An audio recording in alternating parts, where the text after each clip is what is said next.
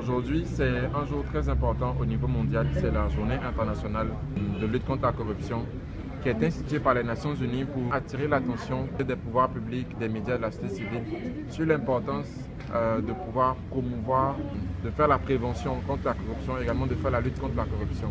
Pendant 4 jours, les 50 jeunes issus des 31 régions de la Côte d'Ivoire étaient à Bingerville, au pôle scientifique et innovation, et ils ont participé à ce qu'on appelle un camp national d'intégrité.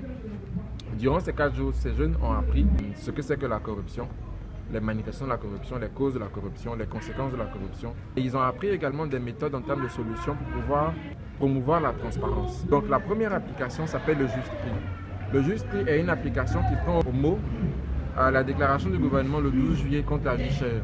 Donc le Juste Prix est une application qui permet de pouvoir vérifier à l'échelle des quartiers, donc chez les détaillants, à la boutique, si effectivement notre kilo de riz qui était peut-être censé coûter 300 francs, si effectivement ce kilo de riz là coûte 300 francs. On a également une fonctionnalité qui permet par exemple de pouvoir vérifier les conditions au niveau du loyer sont exactes. Et donc c'est une opportunité pour les associations de consommateurs, c'est une opportunité également pour la commission de lutte contre la vie chère d'avoir l'information, de savoir là où il y a le problème et de pouvoir donc ensemble chercher les solutions pour pouvoir résoudre le problème. Et c'est vrai que nous avons une seconde application qui s'appelle Alerte Corruption. Donc Alerte Corruption est une application qui permet de pouvoir rapporter un fait de corruption dans l'administration publique, au niveau de la police. Donc c'est en fait ces différents secteurs d'activité. Donc vous avez la possibilité de pouvoir sélectionner un type de corruption et puis de renseigner à travers un champ de texte. Et également vous pouvez joindre, si vous le voulez ou pas, une photo.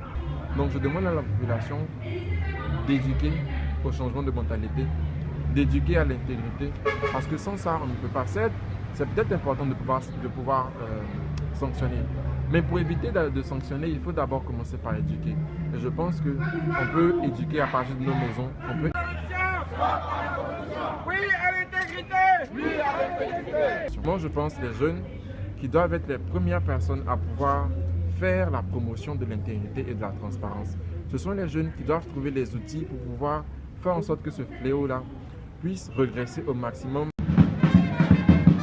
Lorsque vous avez l'intégrité et aussi la transparence, vous avez une société, un gouvernement qui fonctionne comme il le faut. Le contribuable paie pour les services et les contribuables reçoivent les services. Donc, c'est la bonne gestion des finances de l'État, de la ville, d'une entreprise. Donc, ce sont les atouts de la bonne gouvernance.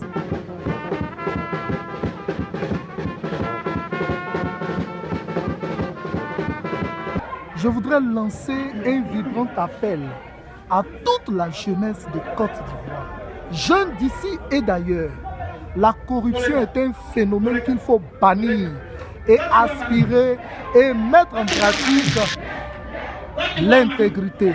Nous sommes appelés à être intègres pour avoir une vie meilleure, pour un avenir rassurant. Je voudrais vous dire de tous être mobilisés et dire stop à la corruption pour que la Côte d'Ivoire atteigne ses objectifs, pour que la Côte d'Ivoire arrive à l'émergence 2020. Je vous remercie.